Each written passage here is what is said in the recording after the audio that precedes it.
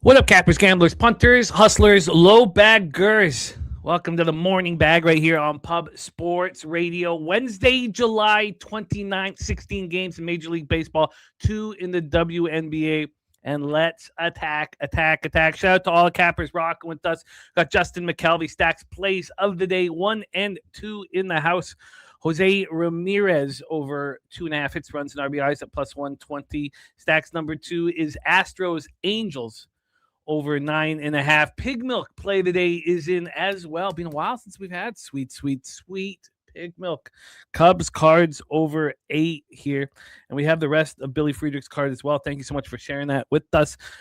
Pat to Cliff ready to get to work. Walla dose. And that is Astros -1 here, not the money line. I got that locked in. Philly Eagle Flyer in the house. Philly Eagle Flyer being eating. By the way, for those of you not in our Discord, on Saturday, his tied after 2 innings went 7-0.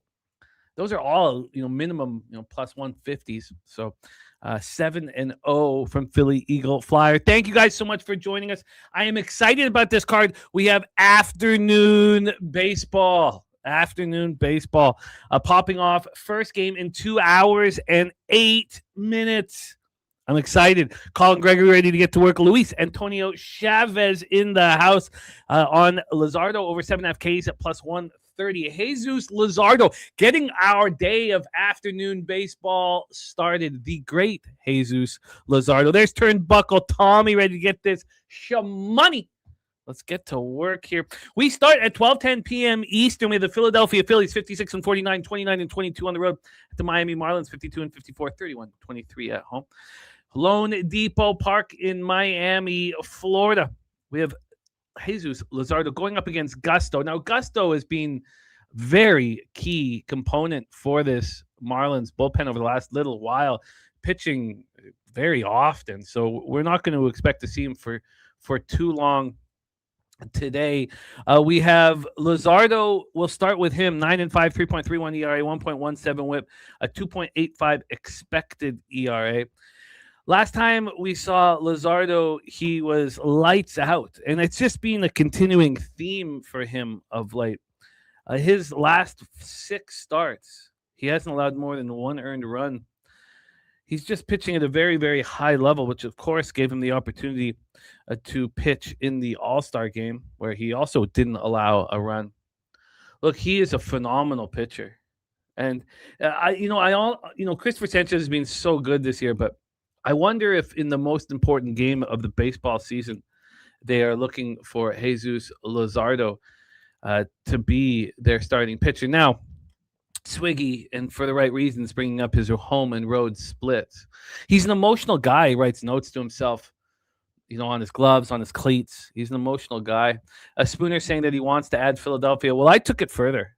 I think there's an enormous advantage when Luzardo's on the mound against pretty much anybody in Major League Baseball. So I moved here on the Phillies first 5 -0.5. I wanted some it wasn't available to all the different books. I wanted some confirmation as to whom would be pitching. Now, there was one interesting situation within this game where Pinnacle pulled it. So Pinnacle pulled it 45 minutes ago or so. So because of that, I was a little concerned, and I really needed Luzardo in. So I betted at Bet Online, which cost me 4 cents. I could have got the first 5 -0.5 -111. Instead, I got the first 5 -0.5 at -115. But then at least, I have listed pitchers.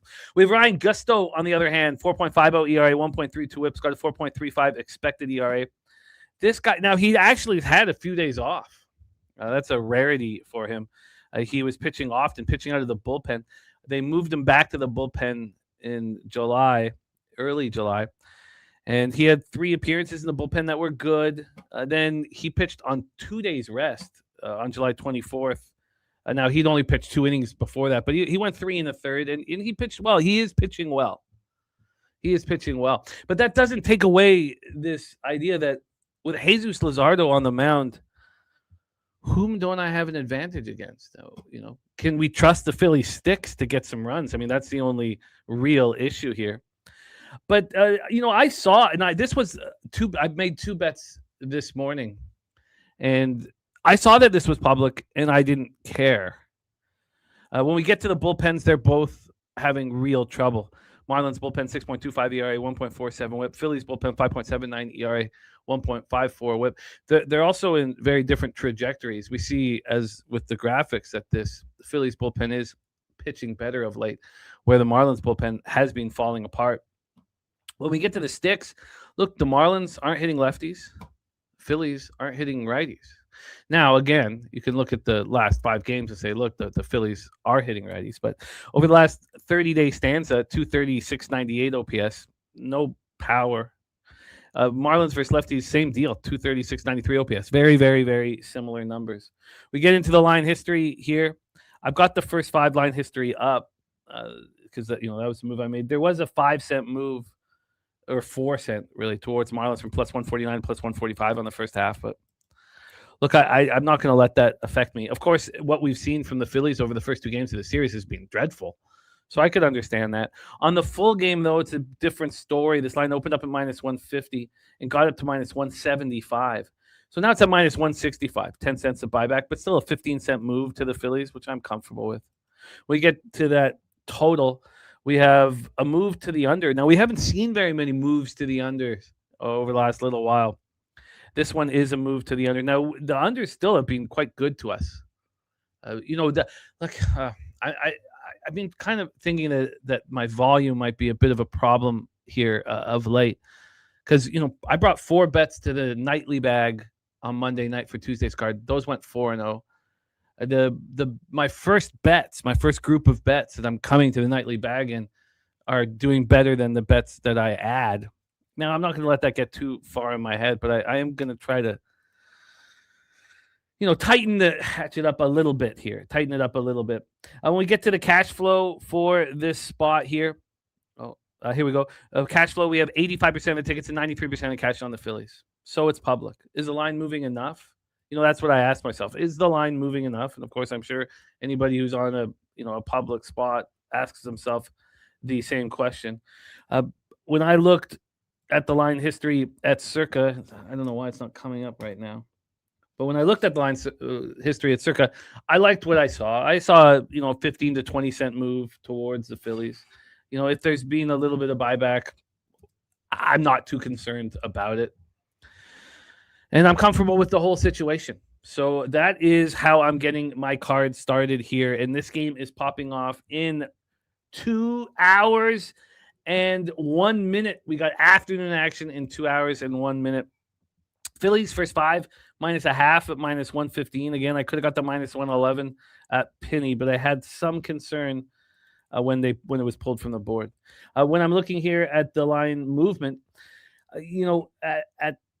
here at Circa, there's 90% of the tickets and 89% of cash on the Phillies. So yes, it's public. Sure, I get it. It's public.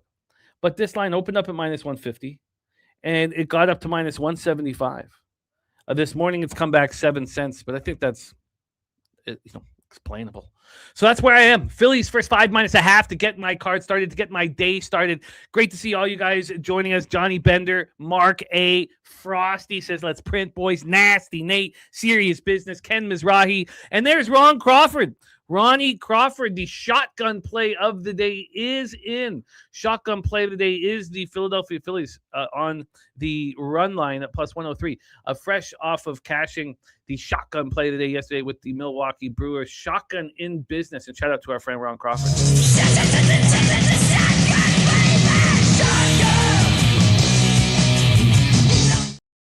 That is copied and pasted. So we got the shotgun play of the day. We have Stacks play of the day. We got Pig Milk play of the day.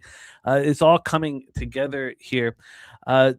So thank you guys for joining us. And John Bender says, can I assure you don't let the volume get in your head? No, it's just I have been having mediocre to below average days. And the VIG just is adding up and it's hurting me. But I agree with you, John. I'm just going to take what the league gives me. But I don't think there's a problem with tightening things up a little bit. Turnbuckle Tommy coming off a 4-1 day. There's Louisville Gambler. Just my 2 cents in the house. Rod's Wacky says, bet against Philadelphia in road games on the money line after having lost 6 of or 7 of their last 8 games. Philadelphia record since the 2025 season, 0-8. Spooner says Luzardo has 5 quality starts in 6 games for his former team. Marque is joining us on Luzardo, first 5 minus a half early. Rod Swagger says, bet against Philadelphia on the run line after a game where the bullpen gave up no earned runs. Philadelphia's record during the 2026 season, 12-32. And in those 6 starts against his former team, 38 and a third, he's allowed 11 earned runs and struck out 48. TV Jones in the house as well. Great to see all of you guys. Flank steak play of the day is in as well, and it is the White Sox money line, all copied and pasted. And we are ready to rock. So that is game 1 on our afternoon slate. Let's roll into game 2 here. 12:35 p.m. Eastern, Arizona Diamondbacks, Pittsburgh Pirates, PNC Park in Pittsburgh, Pennsylvania. I mean, I think it makes sense that the bets that I come to the nightly bag with are hitting at a higher rate, because obviously they're the ones that I want the most. I want to get ahead of line moves. I want to do all of that, which is what I've done here. JD's in the house. Great to see you. There's Josh Witt ready to get to work. Josh, I did email you this morning, and we have a Bogey Boy saying, let's smash these early games. Well, look, honestly, I mean, we just talked about the great Jesus Luzardo. So, I mean, there's a bunch of pitchers right now that I want to back badly. At the very top of that list is Jared Jones. Jared Jones underwent the UCL surgery last May, and he looked really strong in his rehab starts. So, 24 strikeouts or 18 2/3, 1.02 whip. So there was this belief that he'd just start shoving immediately. The market respected him as if he was going to start shoving immediately. And that's not what happened. He did not start shoving immediately. It took him some time. It took him some time to get comfortable. We saw that happen in the beginning of July. So how many starts did he need? He needed 6 starts. And what one... I mean, he wasn't going deep into games. None of those first 6 starts were quality starts. Then he was perfecto on July 8th through 6 innings. They had him on the pitch count, so he left early. We saw him again on July 18th, and he didn't come back to earth. I mean, he had 1 earned run over 5 innings of the Guardians. Next start at home versus the Cubs. We know what the Cubs are doing. They're destroying the opposition. So he shut them down. Again, 1 earned run over 6 innings. That offense is hard to slow down. Spooner on the first 3 under 2.5, which is quite appealing. I'll take a deeper look into that one for sure. Tap Cliff on the Pirates with me. Louisville Gambler says this will be a hard game for Jones. He says he likes the Diamondbacks for plus money. Why? Just out of curiosity, I'm not saying it's not, but why would this be a hard game for Jones? The Diamondbacks aren't hitting righties hard. They're doing nothing. I guess what we should do is go into the weather here in PNC Park. Maybe that is it is offensive for a pitcher's ballpark. Plus 4% runs, minus 10% homers, plus 16% doubles and triples, and even for singles. He's going up against Eduardo Rodriguez. 9-3, 2.64 ERA, 1.24 WHIP. He's dealing with the very ballooned expected ERA at the 5. He's got a 5 expected ERA. But he is another pitcher who was absolutely dominant coming in. Not dominant. He was very good. A quality start after quality start. Let's say that. Quality start after quality start. I mean, it's hard to say that a pitcher is dominant. Even when he allows 1 earned run, but he gets 1 strikeout in the 7 innings at home versus the Giants on June 29th. I mean, is that a dominant start? Yes, it's a very good start. I don't know if he's dominating his opposition. Just my 2 cents says, thought about the Diamondbacks, but don't like all those extra innings last night. And Louisville Gambler says they're hitting a lot better. They are hitting a lot better, and we'll go into that. But that's because they were hitting just horribly bad, just with nothing. I mean, there was a while there until Corbin Carroll started rolling that it was just Ketel Marte was the only one delivering offensively for them. Then when Rodriguez came out of the All-Star game, he had a tough start. I think you can put a line through that. It's always tricky coming out of the All-Star game. But then he started shoving once again. This is not a fade of Eduardo Rodriguez. This is me backing Jared Jones. I got the Pirates first 5 minus a half at plus 101. I got the Pirates full game at plus 130. And at this point, I just expect to back Jared Jones every single opportunity I get. We get to the bullpens. Yes, the Pirates bullpen is a problem. 4.73 ERA, 1.52 whip, compared to the Diamondbacks with a 3.51 ERA, 1.19 whip. Of course, those are just last 30-day numbers. And then when it comes to the sticks, yes, the Diamondbacks sticks have improved slightly, and then you could say more than that, looking at their trajectory, last 5 games, last 10 games of the rolling average. But, I like the 30 days. And over the last 30 days, they're hitting 239 with a 717 OPS. They're hot right now, sure. And the Pirates' numbers have gone down against lefties. But look, 269, 755 OPS versus lefties. It's something that I trust here. And Louisville Gambler, you have every right to think that there's value here in the dog. No one talks a friend off of a dog. Totals wise, this opened up an 8 minus 120 to the under. Now it's an 8.5 minus 118 to the under. So it's gone up a half run. And then on the money line here, we have a move towards the Pirates. Now it's not quite as big as it was. This opened up at minus 120. 11 minutes later, this was a minus 130. Then it stayed there. 12 hours later, it moved to minus 135. There is buyback now. It's on minus 127. Still 7 cents of movement for me. I imagine if the Pirates didn't fight back in this game, that in that game last night, that the line wouldn't be coming back. It's the way I see it. Sharpie in the house. Great to see you, Sharpie. Oh, and it's Durrell. JD's is Durrell. Man, sorry, I didn't realize that JD's. I will remember that now. Durrell, our guy, Daryl Rice in the house. Durrell, great to see you. Turnbuckle Tommy's got the under 8.5 in his pocket. Says both pitchers can shove, and both lineups may be tied coming off of 12 innings. Very clear and simple for me. Let's take a look at the price difference. I also want to peruse that first 3 under here that our guy Spooner's on. This money line minus 128 for the Pittsburgh Pirates here at Pinnacle. First 5, it's minus 139. It's 11 cents different. That first 5 minus a half is plus 101. So there's no real, nothing's changed since I moved on it. When we get to the cash flow for our second spot on the board, 56% of the tickets are on Arizona and 80% of the cash. So will we see more movement, with the big bets coming in on Arizona? 69% of the tickets and 61% cash is on the under. And let's grab the first 3 and take a guess as what we would expect this first 3 to be here, line history-wise. So we have an 8.5 juice to the over. So this first 3 over 2.5 should be juiced to the over. It shouldn't be much. I would say minus 125 to the over, minus 115 to the under, and anything else will have been affected by sharp action. So let's see what it is. And it's minus 125 to the under. That's interesting. So I would say that the average, what it should be, is it's about 10 cents more, 10 cents cheaper for the under. I see where Spooner's at here. I think that this can get to that first 3 under. It is, somewhat offensive weather here. Justin McKelvey says, why is this total an 8.5? I think the offense, but I think you're right to question that, Justin, as well. We have 2 pitchers with really strong statisticals, 2 starting pitchers with strong statistical profiles. And I think you have every right to question that. We did see a ton of runs late because the bullpens were affected. Now we have tired bullpens. I mean, let's take a look at the bullpen usage here and see if we can comfortably answer that question.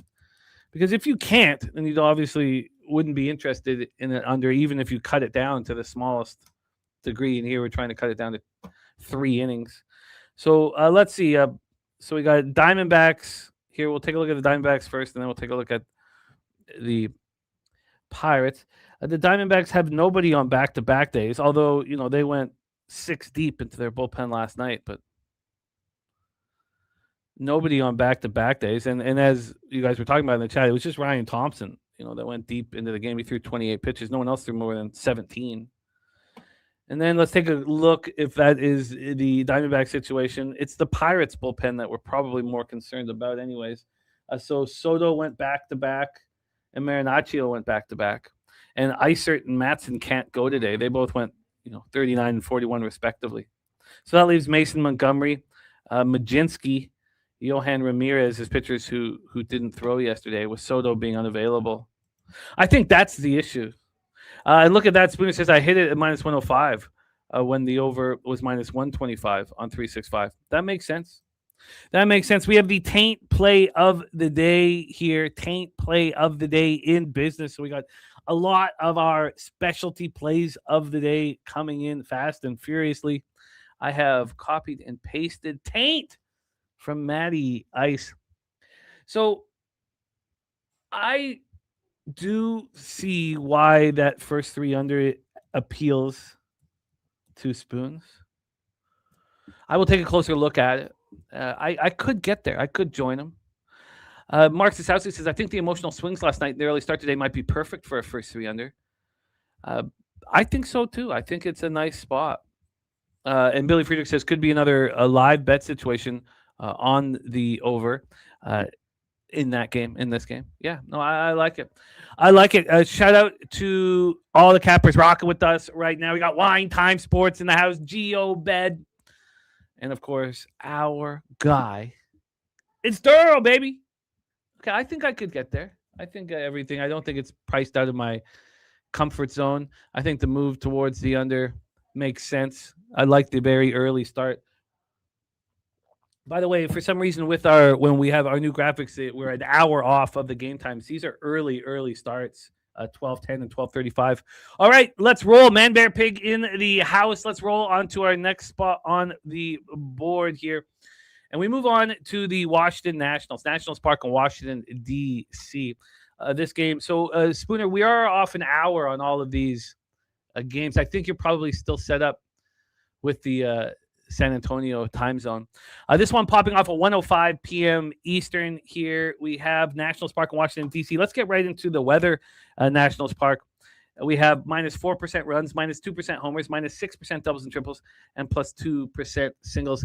Savage and Littell. These new graphics looking very, very nice here. Very, very nice from Swiggy, man. So I've had great difficulty with this baseball game. The Jays look horrible. Vladdy not going to be in the lineup. This is the worst offensive team in the league. Look, Vladdy is not followed up last year's season well at all. We had Warbucks in the chat last night, and he was talking about how bad the Nationals are as home dogs. Says atrocious, 16-30 straight up. It's very difficult for me to back the Toronto Blue Jays in any form. I imagine that 21 Savage here, Trey Savage, is going to want to step up for the squad, but he's not looked very good. And, when did it start? For me, it started right away, May 25th, late May. He had the late start to the season because of injury. He doesn't start till April 28th. And he just doesn't look dominant. He just doesn't look like that guy we saw in our run to Game 7 of the World Series. He just doesn't look like him. The last 3 starts have been really ugly. Now, even in really ugly 3 starts, he did have one quality start, July 19th, 3 earned runs over 6 innings. TJ on the Nats first 5. I think that makes a lot of sense here. We have Spooner on the first 5 under. I can understand that as well.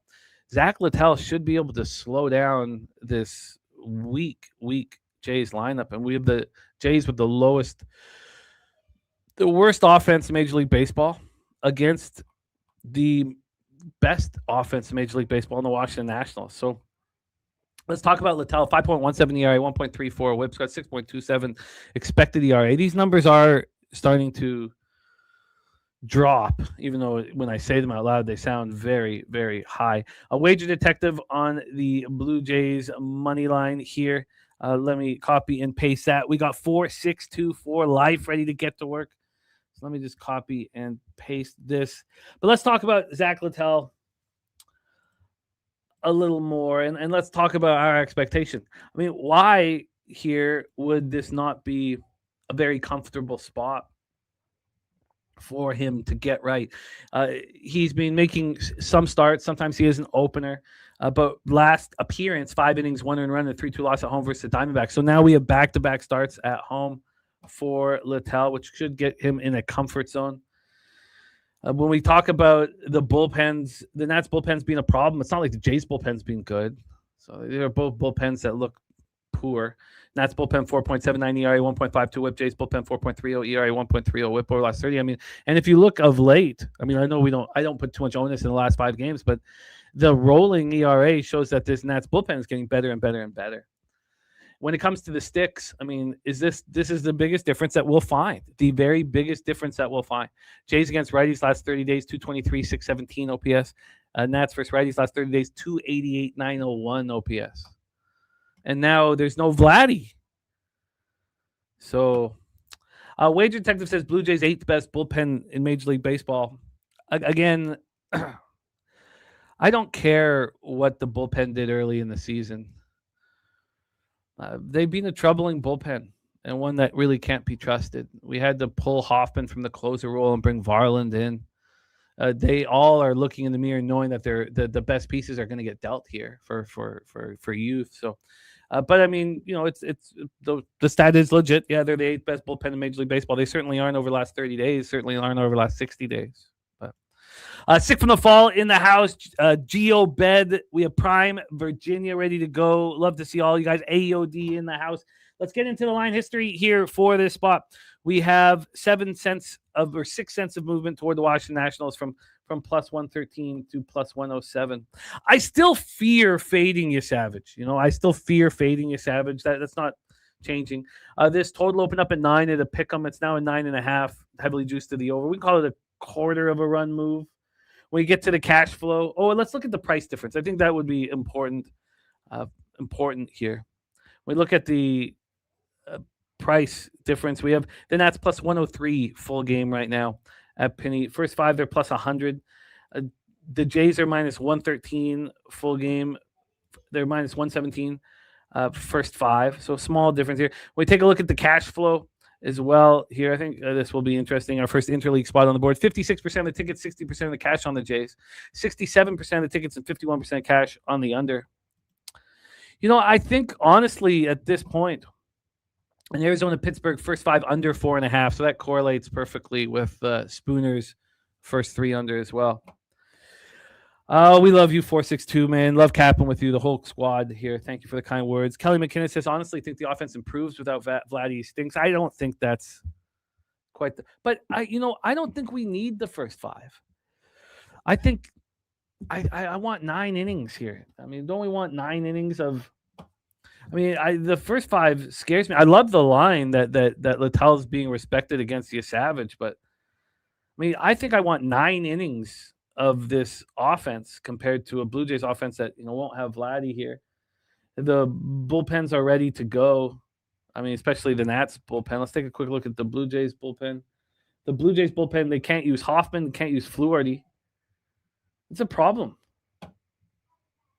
That's a problem. So, look, I think it's just a full game spot here for the Nats for me. I think it's the Nats full game. I think you just put a fork in these Blue Jays. Spooner on the first 5 under 5.5 minus 134. I can understand that. Thank you, Billy, my man. I can understand that. I think that makes sense here. That first 5 under. I mean, I would probably prefer the first 3 under. The total has climbed slightly. It's a 9.5 minus 120 to the under. So when it's at a 9.5, like if this was juiced to the over, we should get a 3.5 in the first 3. When we have to build a 3. The first 3.5 or under 3.5 is minus 175. So you'd have to build a 3. I think I can get there as well. I think I can get there as well. Okay, I like where you guys are at. I like the whole plan of everybody's action here. I like it. I think it's going to be a Nats full game for me in a first 3 under. Let's see what Sharpie says. He's looking to back his Savage's K-prop. The amount of swings from the Nats helps his Savage, who's out of the zone 5% more than league average with top of league chase contact. Wager Texas says 9.5 is telling. He says, I believe the books think Littell gets touched or their bullpen gets clipped or both. The fact that this is close to a pick'em with Littell against your Savage tells me that there's not too much concern about this Blue Jays offense. But I think there's different ways of reading it. Shout out to the Godfather in the house. All right, I like it. I like it. Let's roll on here. To our next spot on the board, 1:10 p.m. Eastern. We're going to talk about the double dip here, the double dip in Citi Field in Queens, New York. Let's get to the weather here in Queens, New York to get us started. For game one, we have minus 7% runs, plus 3% homers, minus 14% doubles and triples, and minus 8% singles. It becomes slightly more run suppressing. I mean, by 1% in the night game here. This is a fun spot. We have 23-year-old A.J. Smith-Shawver. I mean, it's unbelievable now that we saw him make his MLB, get his MLB career started in 2023. Nate Cerna, by the way, he is on the Jays today. Look, I can understand that with you, Savage on the Hill. I just don't quite know what we're getting from you, Savage, Nate. A.J. Smith-Shawver going up against Sean Manaea. Now, A.J. Smith-Shawver is making his first start of the season. And it's crazy that we've been capping him since 2023, and he's only 23 years old. He underwent right elbow Tommy John surgery on June 9th, 2025. One thing that we have been doing is we've been pretty comfortably attacking these pitchers who are shoving in their rehab starts. That's something that's new to me, really. I mean, I've been recognizing that the better the pitcher does in the rehab starts, or the rehab start, the last start coming into the first start Major League Baseball, or the first start of the season Major League Baseball, I've been recognizing for years that, if they're unhittable, they get touched immediately. And if they're messing around and not looking very good, especially in the Pacific Coast League, you can get a lot of value backing them. So I don't know what A.J. Smith-Shawver is going to do. He got up to 99 in his last rehab start. It was between 95 and 97. He got up to 86 pitches, in his last rehab start. He had 2 starts in Single-A Augusta. He had 3 starts in Triple-A Gwinnett. And he looked dynamite through it all. He looked dynamite. And I would like to attack it. Let's talk about Sean Manaea, 2-5, 4.52 ERA, 1.35 WHIP, 4.44 expected ERA here. Sharpie says, I wouldn't put much into Manaea's last start. I knew, and the books knew, he would have a good start, as these crafty veteran soft tossers have been an issue for the Dodgers more often than not. That's fair. I do think, though, if we look at what he's been doing at home, now he's only had 2 starts at home in July, but he shoved in both. He looked excellent in both. That first start of July at home was versus the Royals, 7 innings, 2 earned runs. He looked like he was in complete control. I think it's pretty clear that he likes pitching at Citi Field. And we're also talking about the Braves team that can't hit lefties, which we'll get into in a minute. When we get into the sticks, Mets bullpen, Braves bullpen, they're both pitching horribly. Now, over the last 5 games, we've seen improvement, or last 10 games from the Mets bullpen. Will we see that continue? I'm not sure. The Braves bullpen is being getting annihilated. It's hard to imagine that, but it's happening. And then this is the biggest issue here, is the Braves versus lefties. I mean, they're hitting .222 with a .633 OPS over the last 30 days. They have no power. They just don't look good against lefties, and they're hitting righties very hard. Mets versus righties, .252, .762 OPS. So I'm right here with TJ. I said I trust Manaea versus this lineup. And I am on the Mets first 5. I moved on the Mets first 5. I got them at plus 104. It was wild. Some books had the Mets first 5 at a much, much more expensive number. For instance, 365 here. No, it wasn't 365. It was Bet Online. Wasn't it Bet Online? It was. Bet Online right now, as we speak, has the New York Mets in game 1 minus 115 first 5, where Pinnacle had the plus 104 and 365 had the plus 100. Let's see it right now. So they got here. We have a minus 105 for the Mets full game, minus 110 now first 5. So they've moved it 10 cents. It feels like clearly money's coming in here on the Mets first 5, and I like it. So that is my, not just my plan of attack. That is my bet here. We also have heard that Turnbuckle Tommy saying a huge move to the Cardinals. But it is the New York Mets first 5 for me in game 1. Now, let's talk game 2. TJ says the Mets get Sale in game 2. They will use their better arms here to get at least 1 win secured. I think that's very fair. I think that's very fair. I'm not going to double down fading Smith-Shawver here. I'm just going to stick with the plan. But I think you're absolutely right, TJ. That would be the expectation. Game 2, Citi Field in Queens, New York. We have Chris Sale, 11-6, 2.19 ERA, 1.05 WHIP, and a 3.18 expected ERA. So Daryl says the market believes in Shawver, and he's a small sample size. You know, Daryl, I wonder if the market believes in Shawver or doesn't believe in Minaya. And we're seeing this movement towards the Mets now on the first 5. So I don't know if I'd go as far as saying that. Look, he had great rehab starts, and I like fading that. But here at Pinnacle now, it's a minus 100 first 5. Look at that. It's minus 111.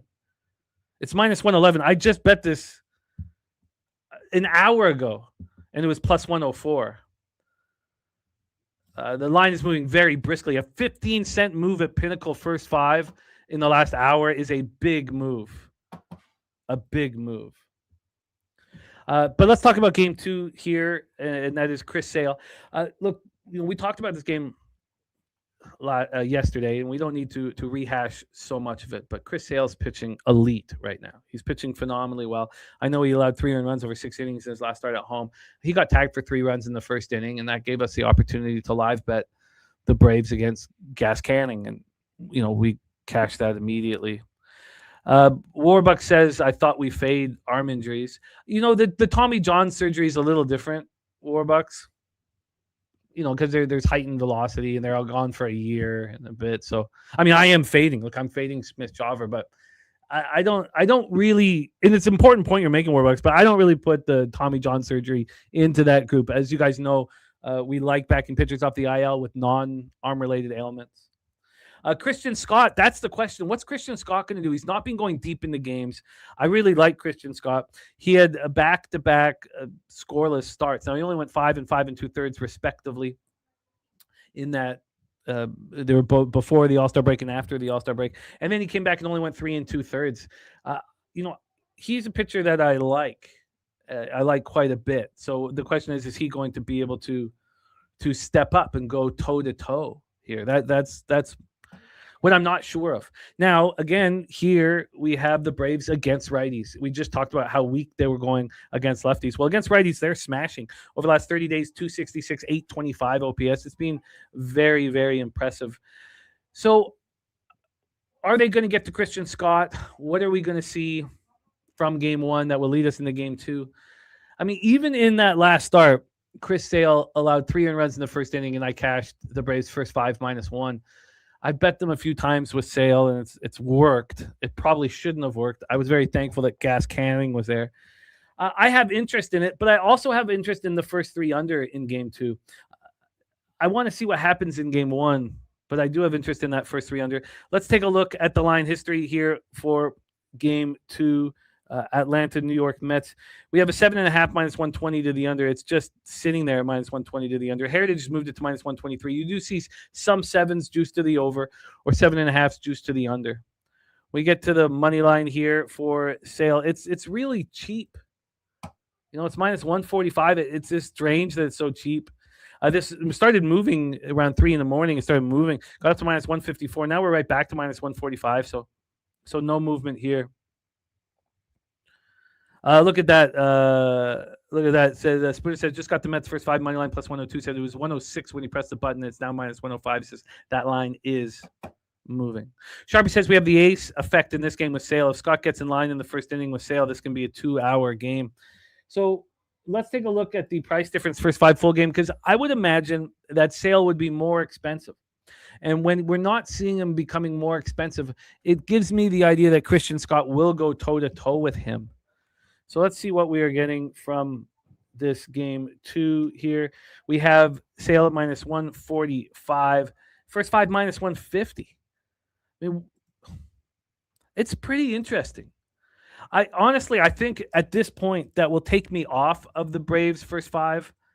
I mean, shouldn't it be more expensive? I mean, we're going to get a first 5 -0.5 for the Braves at -102 with no VIG. Does that make any sense? I mean, I imagine that's going to move throughout the day, but does that make any sense? It really doesn't. what it tells me is that Christian Scott could go toe-to-toe with him, which would make the first 3 under extremely appealing. Now, that first 3 under will also be really expensive. I imagine that it would have to be, my first 3 under 2. We're taking too long on these games here, but we'll get through the double dip and speed things up. So this is a 7, minus 120 to the over. So there's no way you can bet a first 3 under 2.5 in game 2 at this point. So let's see what it's minus 150 to the under. So you get a 2 at basically plus money. And Sharpie's saying this is very interesting. It should be more expensive. Can you imagine Chris Sale with a 2.19 ERA, 1.05 whip?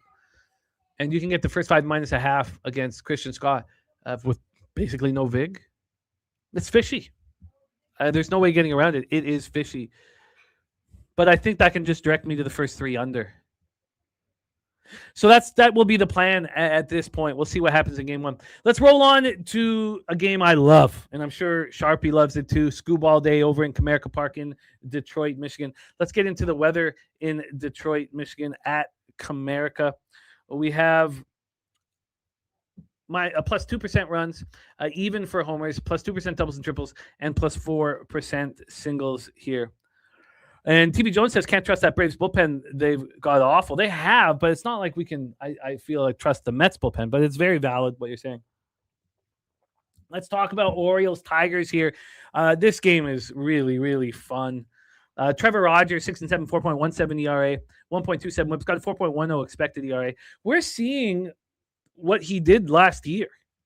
We're seeing it. We've seen it now over the last 7 starts. You can go further than that. You can go 9 starts if you want. He's shoving right now, and he's pitching at a very, very high level. His last start, 2 earned runs over 7 innings at home versus the Braves. Start before that, 6 1/3, 1 earned run at the Astros. Start before that, 6 innings, 1 earned run at home versus the Cubs. Before that, doesn't allow a run in 5 innings at the Reds. 1 earned run over 6 1/3 at the Nationals. No earned runs over 7 at the Dodgers. Look, he's pitching elite again. And what an opportunity to be elite. Shout out to Larry Mavid in the house, going up against Tariq Scooball. 2.70 ERA, 0.92 whip. It's got a 2.89 expected ERA. Tariq is back. When he got back off that nanoneedle surgery on the loose bodies on his elbow, he didn't look very dominant for the first couple starts. He wasn't going deep. Just needed 2 starts. And then that next start the Yankees got to him for 3 home runs. He allowed 6 home runs in his first 3 starts after the surgery. Well, he's looked very good since then. Since then, he has allowed 2 home runs. Hasn't allowed a home run in his last 3 games. His last 2 starts, he's gone 7 and 7 1/3, allowing 1 earned run. So 14 1/3, he's allowed 9 hits. He struck out 21. He's walked 2. Look, he's pitching at an extremely high level. I see Mark Staszowski on Detroit Tigers team total under 4.5, a top play. That line's moved in a big way. And Spooner says 2 pitchers that could be in their last start for their teams. This will be a pitcher's duel. Robert Franklin also on that team total under. TV Jones says Tigers are 3-3 last 6 Scooball starts, and the competition not elite, somewhat suspect. Barely beat the Royals at home 2-1. Ridiculous price on Baltimore and Rogers plus the bullpen. I hear that, TV Jones. I mean, it's very, very legitimate. Kong's Clip says he's all over Scooball. We talked about this in last night's show. This was a smash and grab, I thought, trusting these 2 pitchers. Bullpen's also been quite strong. Tigers bullpen over the last 30 days, 3.59 ERA, 1.27 whip. And look at the Orioles bullpen, 2.40 ERA, 0.97 whip. I know they have slipped up slightly over the last little bit. Then we have against lefties, a huge advantage for the O's. O's hitting 261, 844 OPS versus lefties. And then the Tigers versus lefties, 231, just 646. So we think that Scooball is capable of slowing down teams that can hit lefties. And this works right into our guy, Trevor Rogers, and that nasty changeup of his. So there is the situation. Now, I had the opportunity. So this was the first 3 under 2.5 and minus 135 during the show. Once the show was over, it became a minus 140. And so I sat with that for a long time, and I decided that I did not want to sit here with a minus 140. I had moved on a couple full game money lines that were expensive. Yankees minus 138, Pirates minus 130. And so I decided instead to take the first 3 under 2 at plus 110, to go for a score. I imagine if I was having a good week, which has been a bit of a struggle this week, and I don't feel like I'm moving in the right direction, honestly, in baseball that I would have just drank the juice. I didn't. So I have first three under 2 at plus 110, and I have the first 5 under 4 at minus 105. So I'm trusting these two pitchers. Let's take a look at the line history here for this spot. We have, here we go. We have 31 cents of movement towards Scooball. This happened pretty much right away. 11 minutes in, this line went from minus 140 to minus 145, and then 10 minutes after that went to minus 160. We're now at minus 176. So we have 36 cents of movement towards the Detroit Tigers, seemingly implying that Scooball is going to shove here. And then when we get to the total, we have a 7.5. This opened up at the 7 juice to the over. Now it's 7.5 juice to the under. But again, I don't think that's predicated on these starters. But let's take a look at the price difference as well as what this first 3 costs. At this point, 88% of tickets, 86% of the cash on the Tigers, 60% of tickets, 76% of cash on the under. And when we get to the price difference right now, a penny at minus 168 for the Tigers. First 5, they're minus 196. That's a huge number. Spooner's in with the Tigers team total under 4.5 minus 128. Look, I think you guys have nailed that. Now I'm already on these unders, but I think you guys are all bang on to expect the Tigers' inability to hit lefties to continue and Trevor Rogers' wonderful pitching performances to continue. I should have joined you guys last night. I imagine it might be too expensive now. Tigers team total under 4.5. I probably have to build a 4. I'm not sure if I'm willing to do that. But let's take a look at what this first 3 is now. So it was minus 135 during the show. It was minus 140 right after the show. This is all at 365. And then I decided to move on the 2 instead. We have a juice to the under 7.5, minus 115. And this first 3 is minus 155. So it's only moved 15 more cents. I shouldn't say only. That's great. Move 15 more cents. And let's take a look at this team total here over at Penny. They give the best team totals by far. And the team total under 4.5 for the Tigers is minus 143. So I'd have to build a 4. Huh. Okay, well, I like it. I like where you guys are at. I like where I'm at. Should I have moved on to minus 140? Deal with that another time. Let's roll on. So that's a double dip for me. 3:45 p.m. Eastern, our next spot on the board. Great to have TV Jones rocking with us because we're talking Milwaukee Brewers, 66-39, now 67-39, 31-19 on the road at the San Francisco Giants, 44-62, 24-27 at home. We're at Oracle Park, San Francisco, California, plus 3% runs, plus 16% homers, plus 14% doubles and triples, and plus 9% singles. If this was 6 weeks ago, this would have been the pitching matchup of my wildest dreams. Shane Johan is being excellent in this first season. 5th-round pick in 2020 out of Florida State by the Red Sox. 3.51 ERA, 1.20 WHIPs. Got a 3.31 expected ERA. I imagine he's going to love pitching in this park. He faced the Giants on June 1st. It was his 5th start, and 2 earned runs over 4 innings. It's not a great performance. It's funny when you look when you have such high expectations for a pitcher and he starts pitching just good. You're like, he's not pitching well.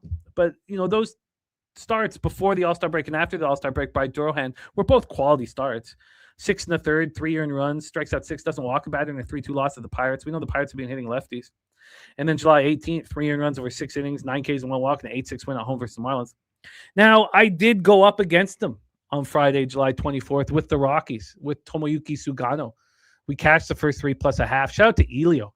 I had the first 3 plus a half, and I was like, look at this.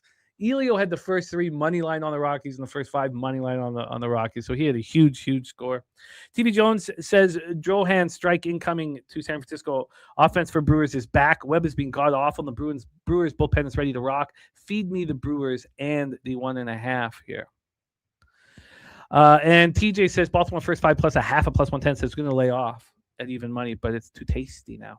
And Robert Franklin on Brewers money line.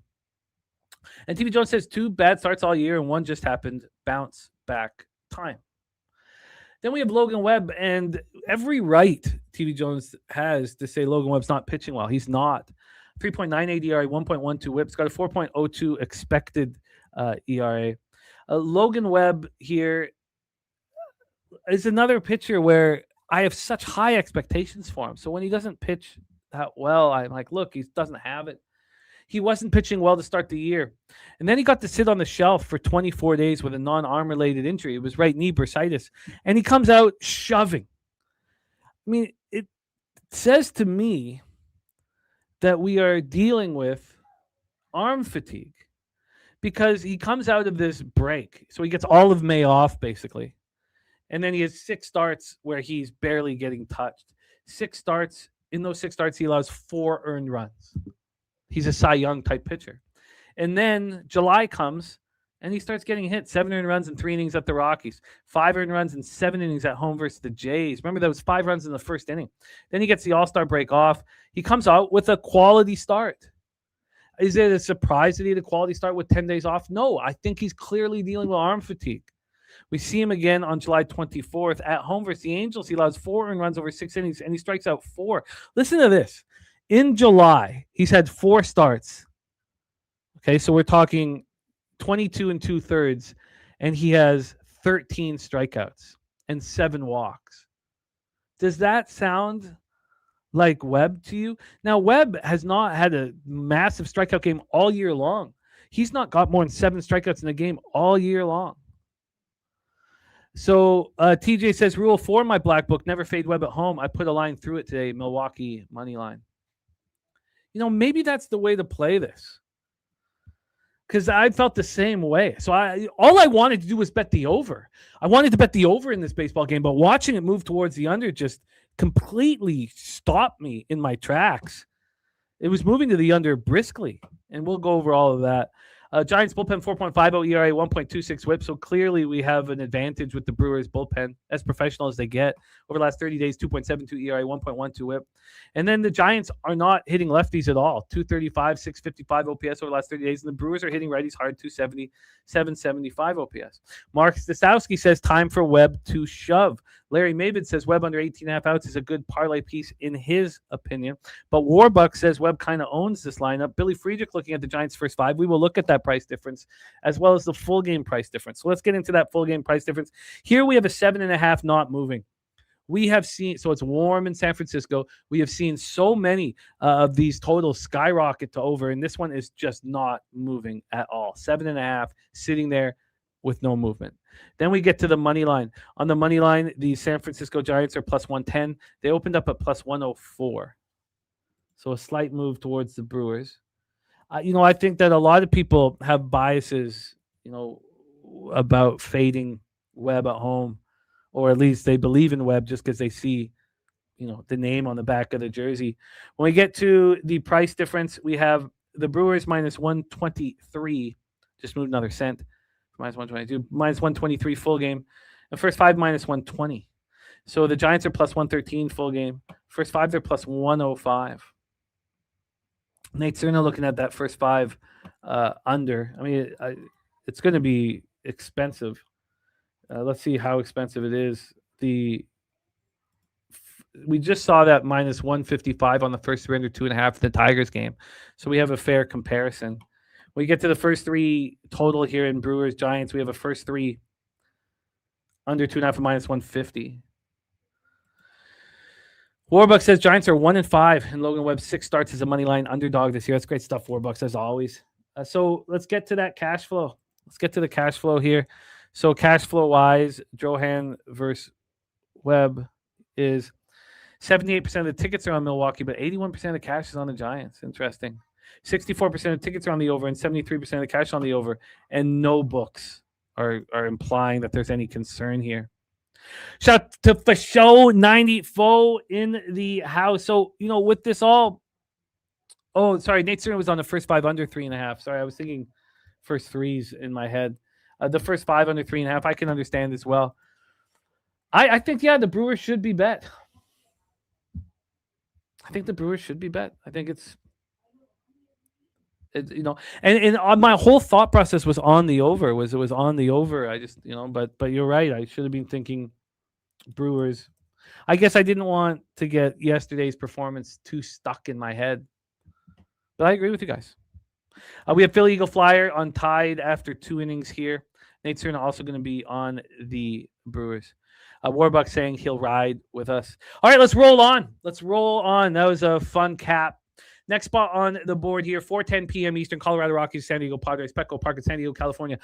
Look, I've been sitting here saying, who's pitching for the Padres? Because they don't want Gas Canning out there. And that's the only reason. Like, look, if it's Gas Canning, the great Gabriel Hughes, this guy's a beast, 10th overall pick in that 2022 draft out of Gonzaga. He's pitching phenomenally well. He's been pitching phenomenally well in these offensive conditions. Wait till you see him pitch, at Petco with the Marine layer, minus 7% runs, plus 2% homers, minus 17% doubles, triples, minus 4% singles.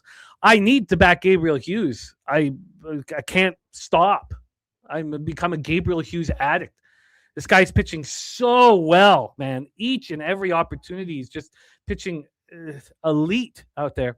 But it just can't be Griffin Canning. There's no way. It can't be. So I've got all of Griffin Canning stats. But does anybody actually think that they're going to throw Griffin Canning out there again? I mean, every time they throw him out, I mean, we're days before the trade deadline as well. I mean, decisions have to be made whether you give up and trade or you try. We know that Ty France is likely to be moved here at the deadline. The Padres have pieces that a lot of people want. You guys know, of course, Mason Miller has been talked about very, very often. But man, let's get into these expected lineups, because sitting here, the line does not make sense. The line is not telling us that Gas Canning will be going up here against. But they still have Canning listed at RotoWire. Robert Franklin, Rockies, first 5 money line. Well, let's take a look at. First off, let's go into the bullpens. Padres bullpen is starting to pitch slightly better, but it hasn't been good. 4.94 ERA, 1.35 WHIP. Rockies bullpen 4.97, 1.53 WHIP. They're basically playing at the same level. And also, Spooner says Padres called up their 20-year-old stud catching prospect for today's game. So they probably give him a pitcher that he's used to, right? They probably have at least an opener that's, a young pitcher that he's worked with before, maybe. We shall see. The sticks, Padres are hitting righties hard, 262, 798 OPS. The Rockies versus righties, 258, 758 OPS over the last 30 days here. Want to make sure that we haven't missed any of these specialty plays of the day, and we haven't. So just ensuring that none of your best bets are here on this game. Look, I want the Rockies. Let's get into the line history here. I need to know who's pitching, obviously. Now, I could have, very easily just, bet this at Bet Online. Bet the, either the first 5 plus a half or the first 5 and just only listed Hughes. But my thought process is they're going to decide to do something different, and that's why this line is the way it is. I mean, the Rockies sitting here at plus 127, and if it was against Gas Canning, they have a clear pitching advantage. I just don't think it's him, man. I really don't think it's Gas Canning, and if it is Gas Canning, we're not going to see him for more than 2 innings. I mean, he's just getting annihilated out there. This total's an 8 at a pick 'em. It's now an 8.5 juice to the under here. And Coach Ken says, what does the whip have to do with the CLV? It has nothing to do with the CLV. Whip has nothing to do with closing line value. So let's get into the cash flow here for this one.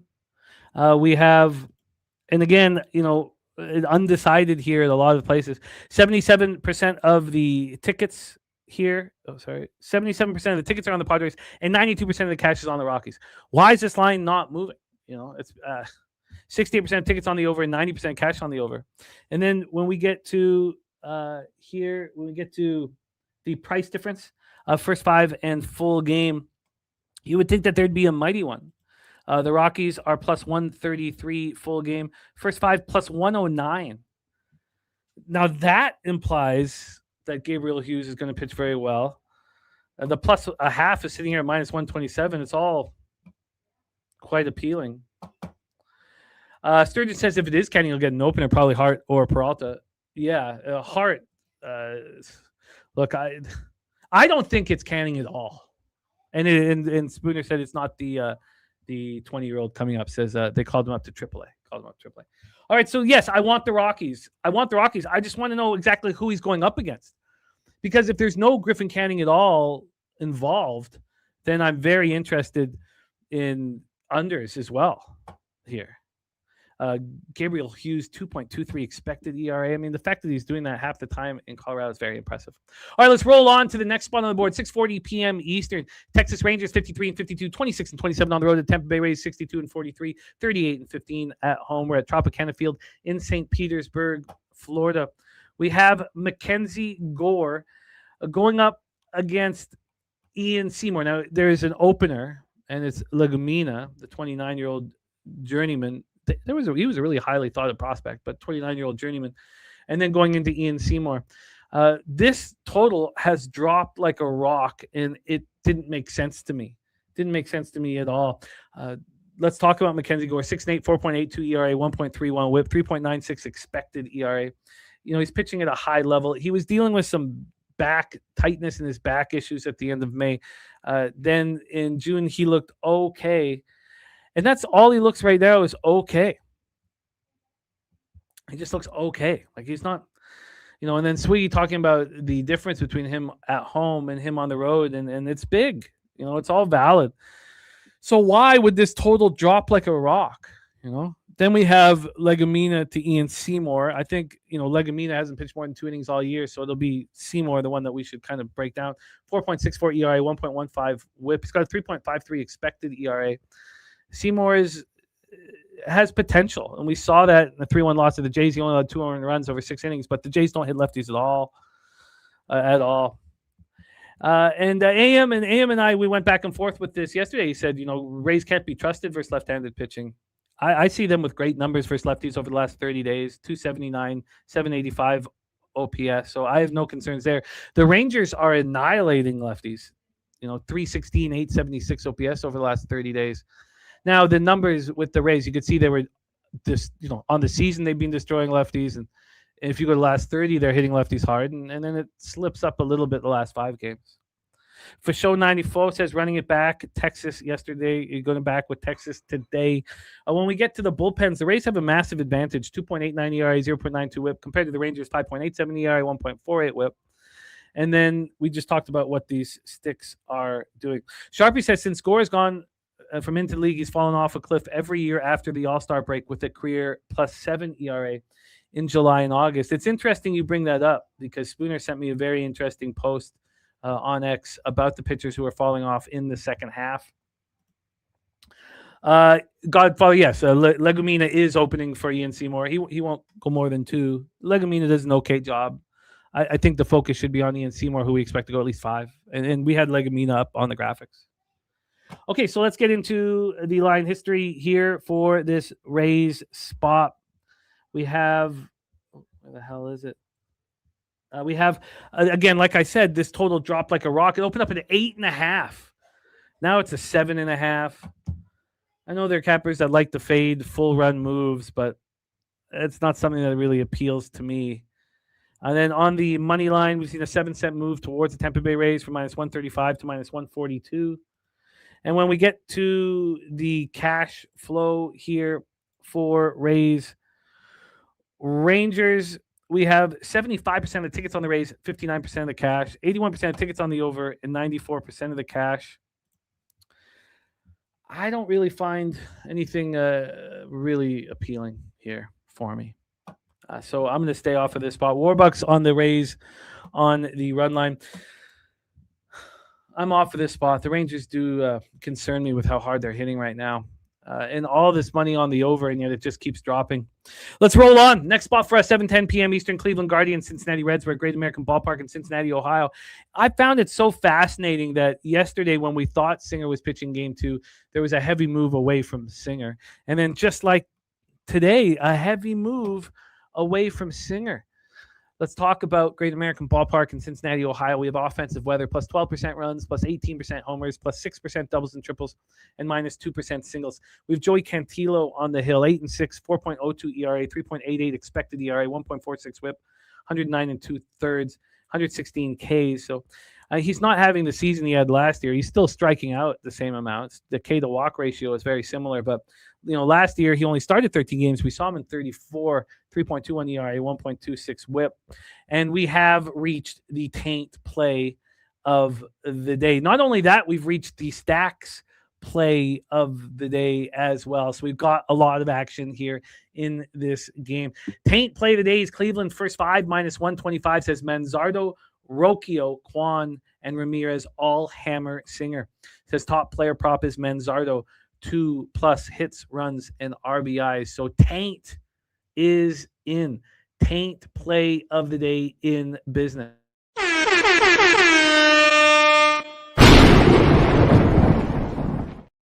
Not only is the Taint play of the day in, but Stacks play of the day #1 in business. Ramirez over 2.5 hits, runs, and RBIs at +120. Stacks, stacks, stacks, stacks, stacks, stacks, stacks, stacks, stacks, stacks, stacks, stacks, stacks, stacks. So specialty plays of the day all over this game.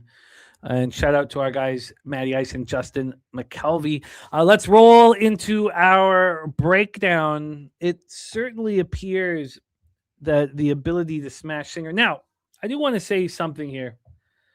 Not that I don't agree completely with what you guys are saying, but, you know, the Phillies destroy Alcantara, and he's pitching well right now, and he seemed to change that storyline.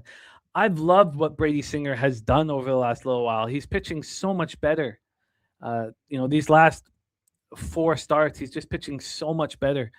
But, the history against the opponent is legit. He faced him on May 17th in Cleveland. He allowed 5 earned runs, 3 homers in just 4 innings. It was ugly. It was ugly, but I see him as a different pitcher right now. Guillermo Zertucci in the house. I've got to call you this afternoon. I don't want to get into it here, but I got to call you about something. I know I made that very mysterious, but okay. So look, that's all. I like what Singer's been doing lately, but this line move against him is extremely legitimate line move, and we will go over it all here. Let's talk. Oh shoot, sorry, I just blew past my notes. Just too many pages of notes here. So Brady Singer is the question mark here, but Joey Cantillo last start, he allowed 4 earned runs. He'd been rolling. He'd been absolutely rolling, and then he fell off. For Brady Singer, 4.53 ERA, 1.38 whip, 5.02 expected ERA. Yes, the Taint play today is the Guardians' first 5. So Brady Singer has been pitching better. Let's go into the bullpens. Reds bullpen, 4.27 ERA, 1.32 whip. 4.27 ERA, 1.32 whip. Guardians bullpen, 3.07 ERA, 1.21 whip. It is mysterious.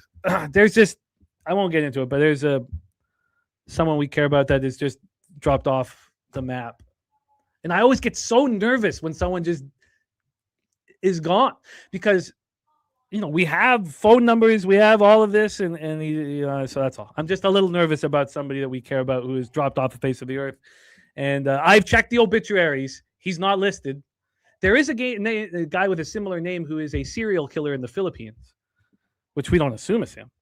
Okay, let's get back to the sticks here. The Reds are hitting lefties, 265, 793 OPS. We know the Guardians bullpen is a big advantage. Guardians versus Reddies, 254, 723 OPS. Let's get into the line history because it tells a real tale here.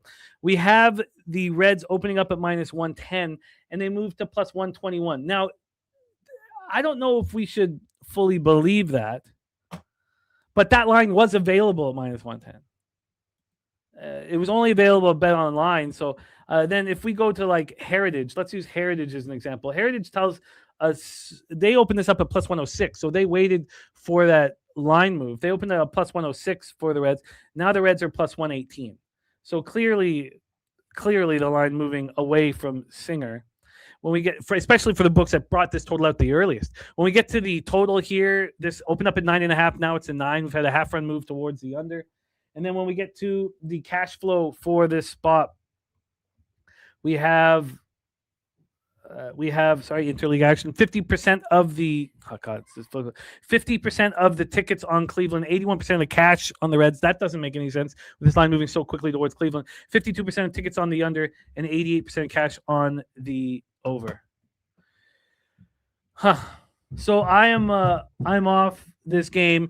Billy Friedrich says I'm off this game, but reading the tea leaves, he can only bet Cleveland first 5. So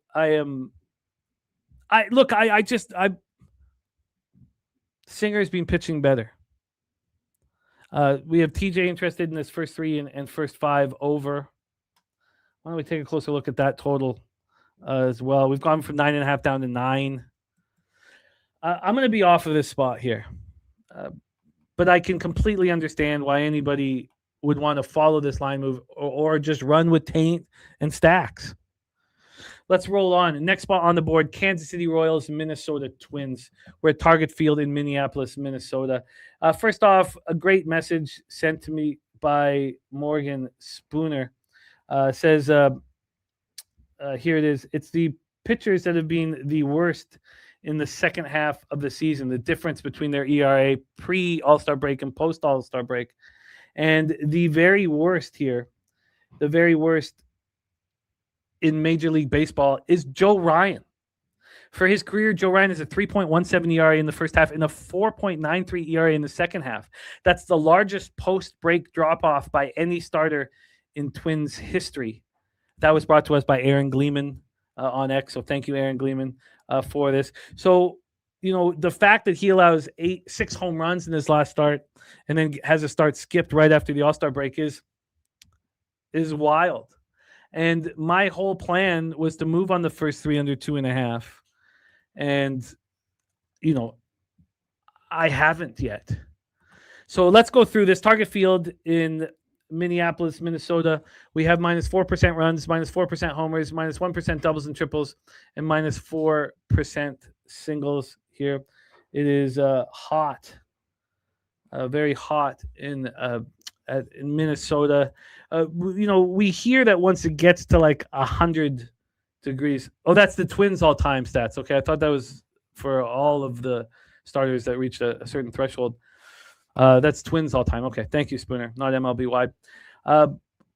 When it comes to 100 miles per hour, you hear that the hot weather hurts the pitchers, but supposedly when it gets to 100 plus, the batters are affected and the totals go down. And I don't have the numbers in front of me, but there was a stat that showed once it gets over 100 Fahrenheit, that the offensive scores start dropping. So they climb in the 80s to 90s, and then they start dropping after 100. It's 100 when this game starts. We have Randy Dobnak on the hill, putting his magical fairy dust all over opponents. It's crazy what he does. 1.42 ERA, 1.37 whip through 19 innings with 10 strikeouts and 9 walks. We talked about him. He was in AAA Tacoma to start the year in the Seattle organization. In 70 innings, he had 39 strikeouts and 24 walks. What should have been focused more was he only allowed 4 home runs in 70 innings. Of course, the Royals brass did follow that. So then he went to Omaha. He knew that he had a chance to be a starting pitcher in Major League Baseball here with a new organization. He pitched very well in 2 starts, 10 strikeouts, no walks, over 10 2/3. Official saying that no Buxton in the lineup today. Yeah, no Buxton, no Witt. We've seen Buxton out of the lineup, and the Minnesota offensive statistical profile drop like a rock here. So let's move a little further here with Dobnak. He has a 254 BABIP. He's got a 5.06 expected ERA. So I thought the BABIP, would be, even lower. The MLB average is like 290 to 300. Billy Friedrich says, I think Ryan shoves today. Let's talk about Joe Ryan. 3.3. And the reason why I'm not already on the first 3 under 2.5 too is because I challenged Dobnak in his last start, believing that he'd been lucky, and he shut down the opposition again, and he did so on the road again. Joe Ryan, 3.38 ERA, 1.10 whips, got a 3.48 expected ERA. And of course, we saw him on July 20th, and he got annihilated. 8 earned runs over 4 innings. He allowed 10 hits. He allowed 6 home runs. They were going to push his next turn just back a day, and then they scratched him from the weekend series altogether due to what they called minor arm fatigue. So he had a clean, effective bullpen session. He feels good. Let's talk about the bullpens. This Twins bullpen's pitching better than it's pitched in a long time. All year. Now the Twins bullpen is starting to pitch well. The Royals bullpen is following the same routine. This is the first time that we've seen the Twins bullpen be decent. They're also, I listened to an interview of the manager of the Twins. They're out looking for a bullpen help as we speak. They're going for it. They want to play meaningful baseball games in August and September. And it looks like in this division, they're going to be able to do that. Against righties, Royals 247, 724 OPS. Guardians 254, 723 OPS. Let's get into the line history here for this one. We have a 20-cent move to the over. It opened up over 8.5 at plus 100. Now it's over 8.5 at minus 120. And we do see some nines on the board. And then on the money line here, we have a huge move to Joe Ryan. Good God. Wow. Just before the show started, there was a 21-cent move towards the Twins. Now, I mean, are you priced out? Minus 155 to minus 191. Wow. That is unbelievable. Yeah, I believe Buxton was put on the IL. I will need someone to confirm that, but I believe they went ahead and just put him on the IL. Wow, that is unbelievable. That is a huge. I thought the minus 150 to minus 171 was a big move. Now we're up to the 190s. Let's take a look here at the price difference in this Twins spot. And here we go. We have the Twins minus 193. Wow, that's a massive move. First 5 minus 211. Wow. Imagine getting priced out that quickly. Well, Twins first 5 ? Can't be moved on. Wow. So the only thing I could move on is the 2.5 now. I'm just priced out. I'm priced out. Does that mean Dobnak is the one that's vulnerable? Let's just see what this price is for the first 3. We have an 8.5 juice to the over, so it should be a 2.5 juice to the over. It should be minus 125 to the over, minus 115 to the under. And this first 3 is just that, minus 125 to the over, minus 115 to the under. Wow, Matty Ice says BetMGM has the first 5 minus 220. AM says the over, in his opinion, says this ball is going to carry. It is not over 100 degrees. That stat was 100 plus. It's supposed to be 100 at first pitch. Wow. Very, very, very interesting. I should have moved on the Twins first 5, obviously, before that move. I should have trusted that Joe Ryan will bounce back. I was hesitant. And now we've seen the market tip their hand, but there's nothing we can do. Let's just quickly look at that cash flow. Well, I mean, I shouldn't say there's nothing we can do. I mean, someone can drink all that juice if they want. 87% of the tickets on Minnesota, 81% of the cash on the Royals, 58% of tickets on the under, 89% of cash on the over. And we see it moving to the over. I mean, honestly, if Randy Dobnak gets touched up here, like we expect him to get at some point, I would just beat myself up. But this Twins lineup sure looks weak of late, and so does the Royals. Okay, let's roll on. Next spot on the board is a double up for me. 7:40 p.m. Eastern. New York Yankees 59-45, 33-22 on the road at the Chicago White Sox 55-49, 32-19 a homer at Wright Field in Chicago, Illinois. Plus 1% runs, plus 3% homers, minus 6% doubles and triples, and plus 2% singles. We have Schlittler on the hill here. Schlittler on the hill, and yes, Schlittler has some road and home splits that may not, appeal to people backing him at home and want people to back him on the road. I just think he shoves everywhere he goes. And he, right now, as Sharpie put on a plate for us, this is, the best bounce back pitcher in Major League Baseball. You want Schlittler to get hit hard because then you can back him the next game. That last start was a thing of absolute beauty. 1-0 win at the Phillies. Monster. We cashed the first 3 under 2, first 5 under 4. It felt very easy. 7 1/3, 3 hits, doesn't allow a run, strikes out 12, doesn't walk a batter.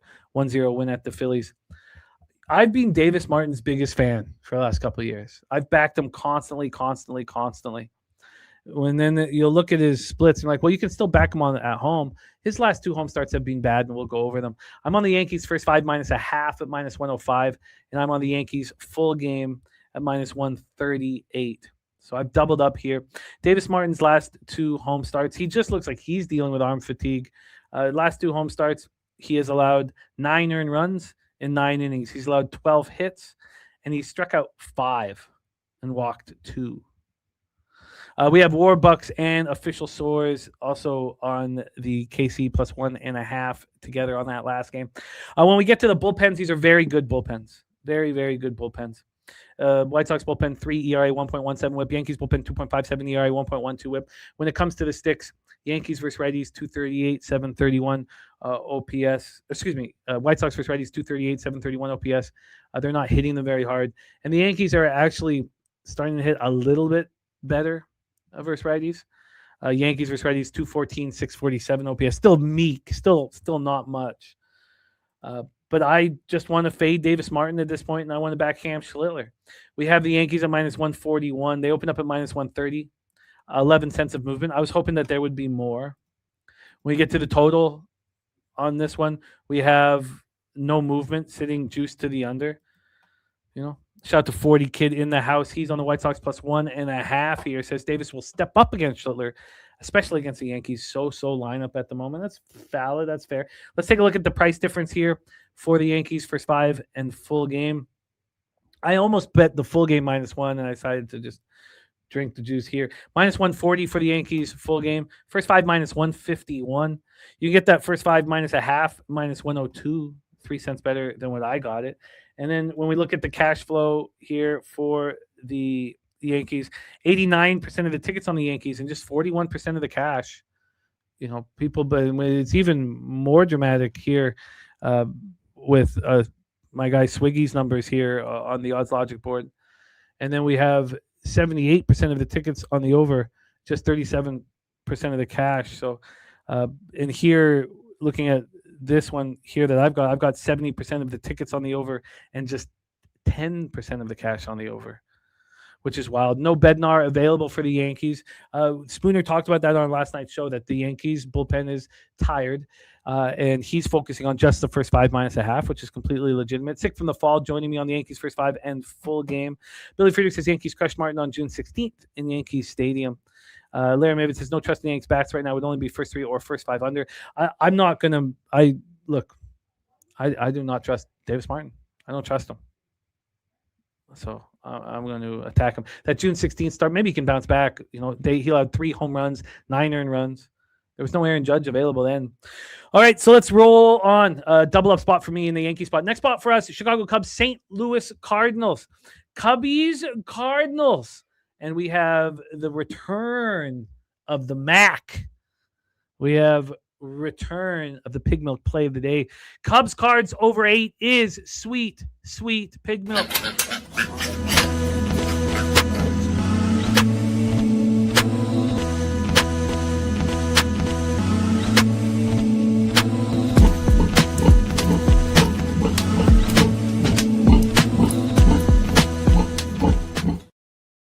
Return of the Mac over 8, which does not correlate with my move on this game. I'm on the first 3 under. By the way, Billy Friedrich says White Sox are 2-7. Martin's June and July starts. I love that stat.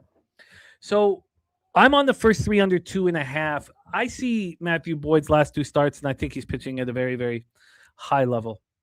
3.81 ERA, 1.24 WHIP, 4.42 expected ERA. There's different ways of looking at Matthew Boyd. He's an older pitcher who deals with a ton of injuries. And yes, Billy Friedrich, we can both cash. And if I do cash, I'll have interest in joining you on your making a live move on the over. Matthew Boyd had the left bicep strain after 2 starts this year. Missed 3 weeks. He came back. He still wasn't right. He had a meniscus injury in his left knee. Then he dealt with the subsequent shoulder soreness during his rehab, and then they paused his rehab. We got Colin Gregory's play of the day. I will copy and paste that. Thank you for sharing that with us, Colin Gregory, my man. So, he had a bunch of issues, and it feels like he is rolling right now for the first time all season long. His last 2 starts have looked very good. 13 innings. He's gone at least 6 innings in his last 4 starts. 3 of them have been quality. The only reason why 1 wasn't was he did get to 4 earned runs. None of it because of walks. Matthew Boyd, last 2 starts, 13 innings, 10 hits, 2 earned runs, 8 Ks, and 4 walks. 1 was at home versus the Twins when they were hitting, and the other was at the Pirates. We also have an overlook for our guy AM here. Godfather says rumors are that the Cardinals are open to trading Dustin May. I've heard that as well. Let's talk about Dustin May. 4.59 ERA, 1.32 WHIPs, got a 3.97 expected ERA, and I believe he is back. He had some back issues. His back started hurting after that complete game one hitter at home versus the Padres. Then he got lit up in a couple starts, but I really liked that last start, July 24th, and surprise, it was at home. And I really like him at home. He's pitching very well at home. You can see the extreme splits he has on our graphics.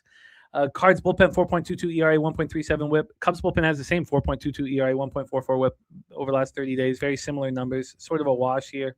And then when it comes to the sticks, it's funny because the Cards versus lefties is not good, 223, 680, but they're actually hitting lefties much harder than they're hitting righties. And the Cubs versus righties, 253, 760, it's the opposite. They're destroying lefties. Now they're hitting everything. So I did move on the first three under 2.5 minus 125. That line had not moved when I took a look at it this morning here.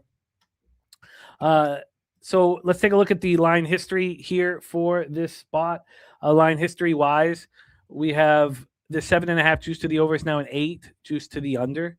So we can call it, a 0.33 run move, let's say, to the over. And then on the money line here, we have a real move towards the Cardinals from plus 109 to minus 105. That was a big move this morning. There was a 13-cent move from plus 104 to minus 109. It's come back 4 cents. That is a pretty big move. Let's take a look at the line history here for this one. Let's take a look. The price difference here for Cubbies Cardinals. We have a pick'em at Pinnacle minus 104 each way, but the Cardinals are minus 118 first 5. Wow. That's a pretty big difference. That tells me that Dustin May is going to shove. Wow. That's a pretty big difference. Even the line the way it is, with the Cubs 5 games over 500 on the road and the Cardinals 2 games under 500 at home. Wow. That is big. I wonder if it is big enough to move on the Cardinals first 5. That is wow. I'm on the first 3 under 2.5. I like that. Let's just see if that's changed at all before we move on to our next game. I got to speed up through these last few games. We do want to talk about the WNBA games on the board because they're extremely interesting. But so this is an 8 at minus 110 each way. So you'd want, at least 5 cents of juice towards the under, and any more you start getting confident. And the first 3 under is just 5 cents, minus 125 there. So that is Cubbies Cardinals. We got the pig milk play today on the over 8. A lot of campers liking the over 8. I am on the first 3 under 2.5 in this one. So just before we roll on to our next spot here, 40 Kid, I'm not breaking down CFL today, but I've invested more money in that Lions-Bombers game than any regular season game in at least 10 years. I've made 7 bets in that game. We have our friend Robert Cherry here joining us. So before we move on to the next game, we've talked about it on yesterday's morning show. We talked about it on yesterday's night show. But our friend Robert Cherry has lost his older sister that meant so much to him and the family to breast cancer. And our thoughts and our love go to the Cherry family. And Robert Cherry has started a GoFundMe for the family to give her the memorial, respectful memorial here. And he set up a GoFundMe. And thank you to all of the low baggers that have, supported this. We have Salty Pete, Mark Stasowski. That means a ton to us. So thank you guys so much for believing and helping and supporting the Cherry family. I'm going to put this link here in the chat. If anybody can help out our friend Robert Cherry, if you can help out with monetary funds, that means a ton, or just let him know that we care about him. We care about the family. So there is the fundraiser here. It's a tricky spot. They're charging each they're charging the family each day with the body being held right now. So if we can invest and help, it would be very important and much appreciated. So let's roll. Oh, Coach Ken says, can you explain what you mean when the lines move? How does that change your position on a team to bet on? Coach Ken, we can't go too deep into it right now, but yeah, of course, I want the books to show concern on every side that I bet. I want them to be concerned about action. I want the line to be moving in that direction. I especially want it to move after I've bet it, but I want the books to show concern. I don't want the books to open up their arms. When if you see 90% of the cash on one side and the book sitting there going, look, we'll give you an even better number on this public favorite, and they lines. I want nothing to do with that. Then the dog becomes very appealing. I fear the books. There's reasons why 1% of sports gambling accounts are in the black, and it's very, very important for us to see what bets the books don't want us to make, basically. Okay, let's roll on to, and now we can get into deeper. We just can't right now. This is the game I want to bet so badly. I want to bet it so badly. Astros, Angels. We're at Angel Stadium in Anaheim, California. We have Hayden Wesneski on the hill, 6th-round pick of the Yankees back in 2019 out of Sam Houston State. He's been on the shelf all season, recovering from Tommy John surgery in 2025. He made 5 starts in his rehab assignment, and he looked very good. 21 strikeouts, 4 walks, 2.25 ERA. He's got a 1 whip. That was across Sugarland, of course, their AAA affiliate, and AA Corpus Christi, Florida Complex League as well. He threw 86 pitches. No. How many did he throw in this? 80 pitches in his last start, and 12 swing and misses. So they think he's ready to go. Eric Getty, of course, was put on the IL with the foot injury. Wesneski struck out 7 and allowed 1 unearned run in his last rehab start. That was on Friday at AAA Sugarland. This is no disrespect to Wesneski.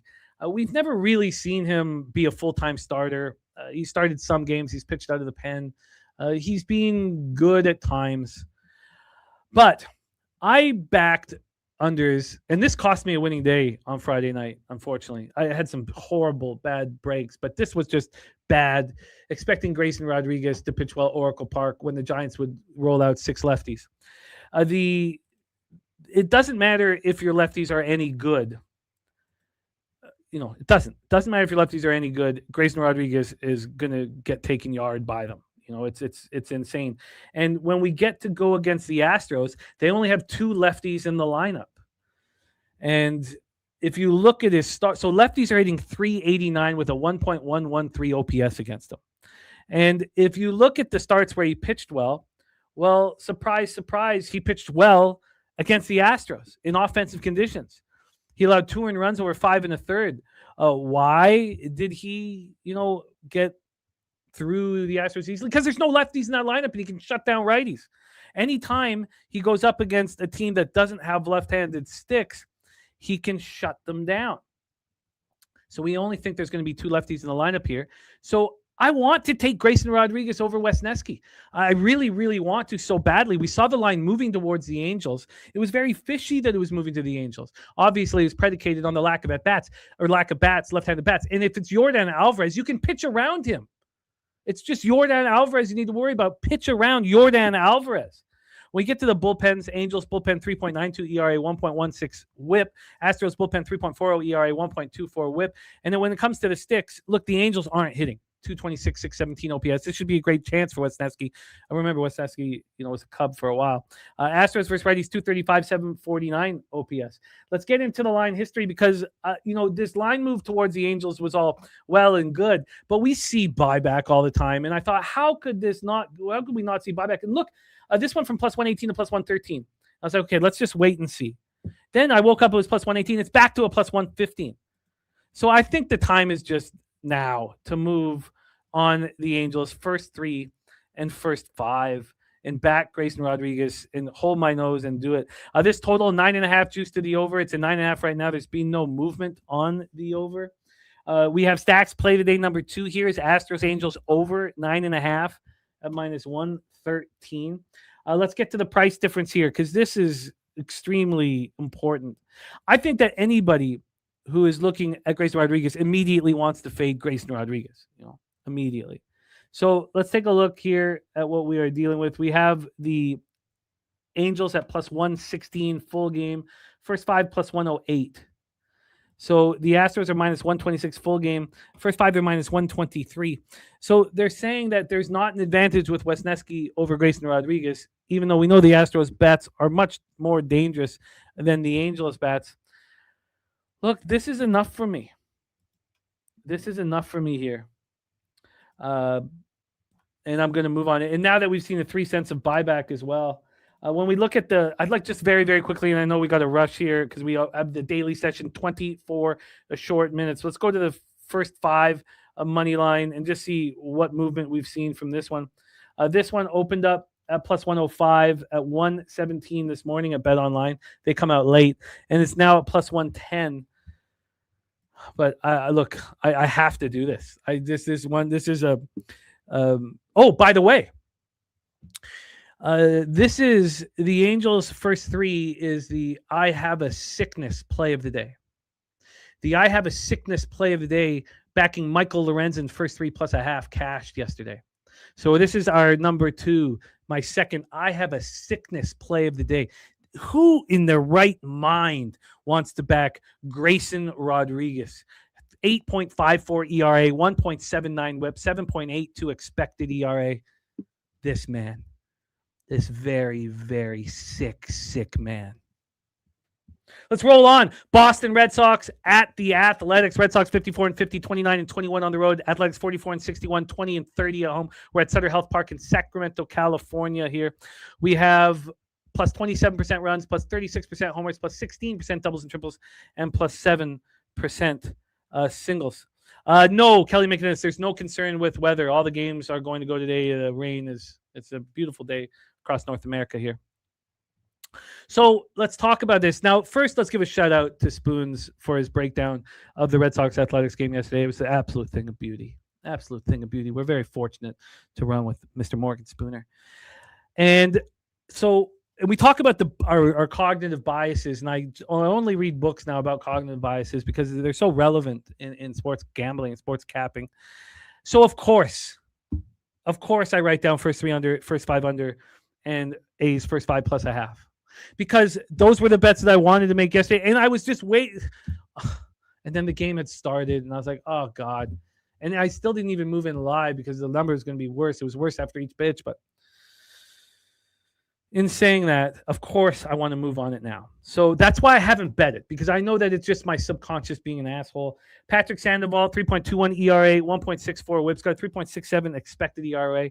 He underwent the internal brace surgery in 2024. The summer of 2024, 2 years, injury complications, and then he comes back. He absolutely shoves in his AAA assignments, 1.96 ERA, 0.87 whip. That was between AAA Worcester, AA Portland. He's had 1 bad start and 2 quality starts. No, they're not quality starts. 2 good starts where he didn't make it to 5 innings, but he allowed 1 run combined in those 2 starts. Going up against Jacob Lopez. Look, I believe in Jacob Lopez. 40 Kid says, can't believe line is moving to the A's with Gas Can Lopez. I can. I believe in Jacob Lopez. 6.12 ERA, 1.67 whip. He's got a 3.82 expected ERA. He was demoted to the minors. I like it when these guys are demoted to the minors and then they get to come back up to the show. Now, this doesn't feel like the show when you're pitching at Sutter Health Park. But I like what Lopez is doing since he's come back up a lot. Lopez didn't look great as a primary in his first appearance, but in his next 3 appearances, we have allowed Lopez has allowed 2 earned runs over 11 innings. And I like what we're seeing from him. Now, there's problems. First off, the Athletics bullpen is horrific. 7.36 ERA, 1.72 whip. Red Sox bullpen, 2.42 ERA, 1.04 whip. And then with the sticks, the Red Sox have a huge advantage versus lefties, a monstrous advantage versus lefties. 238, 817 OPS. Athletics versus lefties, 244, 670 OPS. Now, one of the issues here for Lopez, and why you can still, if you want to fade him, is he's not pitched at home now since May. And we saw his splits. They're not very good at home. So that is, clearly a problem. Let's get into the line history here for this one. Oh, this is first 5. So there's been no movement on the first 5. But let's take a look at the full game here. A full game, we've had a 1 cent move towards the Red Sox from minus 145 to minus 146. So very limited. When we get to the total here on this one, we have a 10.5. It's come up from a 9.5 So I don't see a reason for me to move on first 3 unders and first 5 unders, especially with this total climbing a whole run. When we get to the cash flow here for the spot, 94% of tickets, 93% cash on the Red Sox. I mean, how does that not make you want to put something down here on the Athletics? I mean, that's just an insane amount with no line move. And then 73% of tickets and 82% cash on the under, and it continues to climb. Warbucks on Boston money line and the under 10.5. I think I'm going to get involved in this game. I think that it's fair that I'm interested in first 3 unders and first 5 unders, and the A's first 5 plus a half. I think it's all fair. I think there is concern with Lopez not pitching at home for a long, long time. I think that could keep me off. And I want to have that note there. Lopez hasn't pitched at home since May. So let's let this market marinate, and we'll go from there. Our final spot on the board in MLB before we quickly run through the WNBA games. Spooner says Sox get lefties 2 days in a row. 92 today from Lopez is going to look like meatballs, says Morgan Spooner. Mariners first 5 plus a half. I am backing Emerson Hancock here with Dodger Stadium in Los Angeles, California. Chavez Ravine. We have minus 3% runs, plus 14% homers, even for doubles and triples, and minus 10% singles. Emerson Hancock 6-4, 3.16 ERA, 1.01 WHIP's got a 4.33 expected ERA. We've heard that he's being dangled for a bat right now at the trade deadline. Hancock in July has only thrown 14 2/3. He took a comebacker to the pitching finger that knocked him out of his start at the Rays. I think he's just so primed to throw right now. Absolutely primed to throw. Warbucks actually flipping to the A's. Interesting. And Gio Bed says everybody was on Boston yesterday. Not Morgan Spooner. First 5 for plus. Oh, I guess he didn't. He only moved on the first 5 under, but he sure gave us the first 5 plus a half if we had wanted to move on it. So I think Hancock is set up to shove here. And AM, saying awfully cheap to bet the Dodgers at home. So look, this was a spot that I really wanted to attack. I got the first 5 plus a half, and I got that at minus 116. Let's go over Eric Lauer. Eric Lauer has been really good since the move over to the Dodgers. And he also is a pitcher that deals with arm fatigue. He's probably very thankful that he had 16 days off before his start Monday, July 6th, compared to Wednesday, July 22nd. But I want to back the Mariners versus lefties. They're not hitting righties at all. They're actually hitting lefties.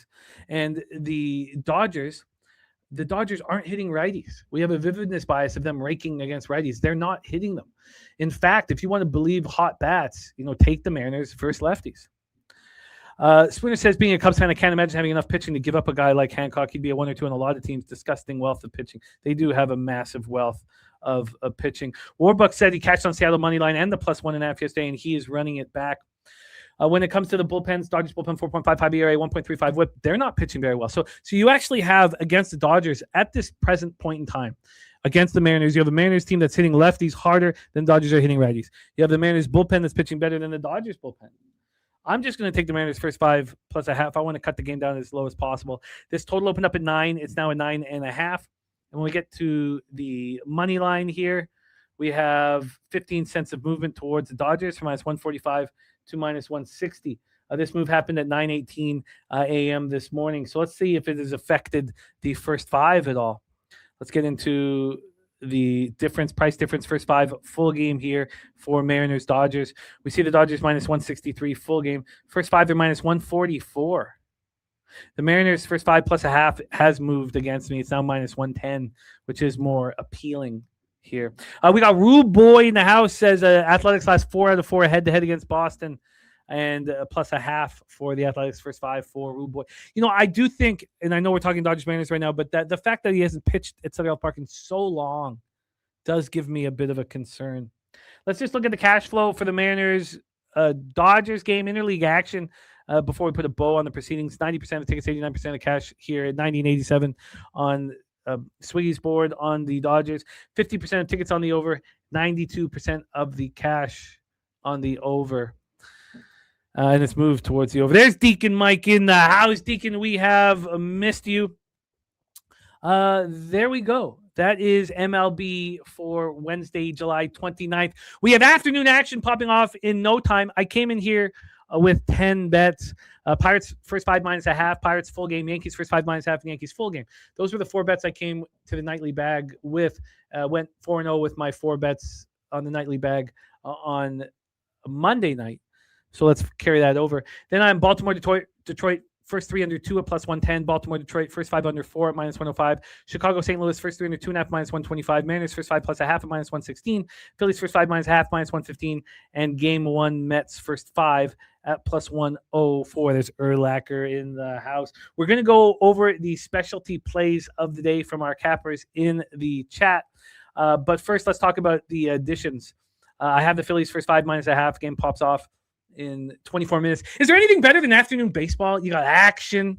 God, if you're sitting at work, thank you for listening while you're at work and enjoy the afternoon action. I know it will make your workday speed up very quickly. I've got to move very quickly. Speaking of very quickly, if I'm going to add that first 3 under 2.5 in Diamondbacks, Pirates that a bunch of you guys are on. So I'm interested in that. The Nats first full game and the first 3 under in Toronto, Washington, I'm going to take a look at here after the show. Then further additions, I think the first 3 under 2 in game 2 of Braves Mets. But I'm going to spend a little bit more time on that. I've moved on the unders. I love you guys being on the Tigers team total under. You guys have smashed it and nailed it. Unfortunately, it looks like I'm going to have to take a 4. And Mark Sosowski on that Tigers first 5. Tigers team total under 4.5. Spooner on as well. I think you guys nailed that. Nailed that, Cap. I should have recognized it earlier. Upset that I didn't. I'm going to move on to Milwaukee Brewers full game here against Logan Webb. Challenge Logan Webb. TJ doing it as well. I want to know who the hell's pitching for the Padres because I want in on Rockies early, but I just don't want to go in ignorant. I want to know what the hell's going on. Justin McKelvey says, let's talk about the Atlanta Dream. Yes, let's. I want to do that here. So then no more. Oh, yeah, no more action here. I don't think there's any more additions. I could move on that first 3 under 2.5 in Royals Twins. I could, especially with the huge move towards Joe Ryan that pricing me out of the first 5. Unfortunately. And going through this massive... Oh, the Angels first 3 and first 5. I'm moving on that after the show. Then what the hell am I going to do with this Red Sox A's game? I just feel like I've got cognitive biases just battling in my head right now because of leaving it off the card yesterday. Okay, let's get into the WNBA here. And Robert Cherry says, why not take Chris Sale? Says Sale, last 7 starts, Braves won first 5 in full game by 3 or more runs. I think it's just an extremely fishy line, Robert. Extremely fishy. It's so fishy. He should just be much more expensive. I mean, how on earth would they be offering me the Braves first 5 minus a half minus 102? That tells me Christian Scott's going to shove. So here we go. Atlanta Dream, Dallas Wings, College Park Center in Arlington, Texas. So last night, I thought the Connecticut Sun Washington Mystics line was insane. And I lost that by 1.5. They had a terrible third quarter. I lost the Seattle Storm by a hook here. Yeah, Mark, it's as heavy as I could possibly. It's the heaviest I bet one regular season game. I've got over 2K invested in that game. It's the heaviest in over 10 years. Dream Wings. Here, this line makes no sense to me whatsoever. And that is appealing to me. Now, yes, it got me right in the drink hole last night with the Connecticut Sun. Dream have lost 5 straight games at the end of June, early July. They appeared to right the ship before the break, winning 3 straight and 4 or 5. But those wins came against Seattle, LA, Toronto, and Chicago. A very, very weak group. How on earth could this line be where it's at? The Wings entered the All-Star break playing their best basketball season. They won 7 of 8. Their only loss came in a 99-98 overtime home loss to the Liberty in a game where they didn't have the services of Paige Beckers. These teams have played twice this year, Atlanta winning both, but it's not like the Wings are sitting there angry. That was in May. It's the end of July. So I don't think they're sitting there, champing, saying we got to get Atlanta. This line makes no sense. It makes no sense, and it should be bet. There are some books that have moved the Atlanta from Dream from dog to favorite on the road. Some books are just at a pick 'em. I will be moving on this here. This total opened up at 178.5. It's now 181.5. And when we get to the cash flow for this spot, we have 67% of the tickets on Dallas, just 33% of the cash, 55% of tickets on the under, 64% of cash. I will be on the Atlanta Dream here. I'm not standing. I'm not standing here, buddy. Okay. But yes, it hurt. I could have just taken the Connecticut Sun first half and stepped back and cashed. Robert Cherry is on the Wings money line, the under 180.5. He is crushing the WNBA this year. Angel Reese 25 plus PRA. Gold. The Valkyrie money line over 155.5. Gabby Williams 20 plus PRA if she starts. And says money if you're in your pocket if you tail. Let's move on to the second spot on the board. Look, this 5.5 didn't make sense. And now it's down to a 3.5 or a 4. It's insane. I honestly thought when it moved from 5.5 to 5 and 4.5 said it was going to come back. I still think it's going to come back. It's got to come back, right? We've got to get a move to come back here on the Valkyrie. Let's just take a look at see if there's any information on lineups that are playing any role in this because it doesn't appear so. I guess, you know what? Maybe they're saying maybe it's Gabby Williams not playing. That must be it. That must be it because this is too big of a move. This must be Gabby Williams not playing. Huh. Valkyries had their 9-game winning streak snapped in 90-82 home loss to the Mystics in their final game before the All-Star break. Mercury closed the first half with back-to-back wins over the Sun and Sparks, but came on the heels of a 5-game losing streak. They've lost both meetings to the Valkyries. Both came in San Francisco. I want to move on Phoenix, but I guess there's some legal books that are hanging plus 4.5s. If you can see a plus 4.5, I would probably bet it now. You got 89% of the tickets in cash on the Valkyrie, and this line moving towards the Mercury. 83% of tickets on the over, 63% of cash on the under. Good luck, AM, my man. So, look, I'm going to move on the Dream, and I'm going to move on the Mercury, but, man. Warbucks says Wings are not losing 5 straight to Atlanta, and the Wings are a 5-unit play for Warbucks. Yeah, this line is fucking insane. I mean, it's so close to an 8-game winning streak for the Wings. But look, if it's a gift, then you need to open it to make it work. So I need the Mercury. I'm going to see if I can get a 4 or a 4.5. I'll be waiting very patiently here, but I'm going to move. I guess I'll just move on the Dream now. I'll move on the Dream now, and I'll wait and see if there's any buyback at some point if a 4 or 4.5. It must be that Gabby Williams is out, though. That is our show for today. You can see my CFL on the bottom of the ticker as well. I mean, I've just hammered that game more than I've ever hammered a game in CFL regular season in the last 10 years since I've gone higher volume. So that is our show for today. Thank you guys for rocking with us. Have a great time with the Daily Sesh starring Dabby Cab, Dutch Boy Fresh, and Chappie Funkadelic. We have showcased videos from Kong's Clips, Justin McKelvey, the Gorkle. Thank you guys for rocking with us. Erlacher, Mark A, Warbucks, AM, Old E, the Godfather, Robert Cherry. If you can help the fundraiser for Robert Cherry, it would be greatly appreciated. Thank you guys. Rocky Manichetti in the house, my man Rocky, Mark Stasowski, Warbucks, the Godfather, Deacon Mike, Morgan Spooner, Rude Boy, TJ, Geobed, Mr. Heat, Thomas Maggio, Billy Friedrich, Nasty Nate, Land of the Tree, the Vipe Man. Thank you guys all so much, man. Let's go get this money. Shout out to Old E in the house. Thank you to Swiggy on the 1s and 2s. As Geobed saying, let's sleep in the black, fellas. Let's get this money. Leche! Hey, los bookmakers. It's easier to sleep in the black. When you're losing your ass and feeling so, you know what to do. Tune in to Pop Sports Radio. Easier to sleep in the black. It's easier to sleep in the black. It's a roller coaster ride, you're gonna No problem, keep your head up and just bet the spreadsheet. It's easier to sleep in the black. It's easier to sleep in the black. All thanks to Jeff Slaughter, these shows have our backs. POD's always rolling, especially the stats. Easier to sleep in the black. It's easier to sleep in the black.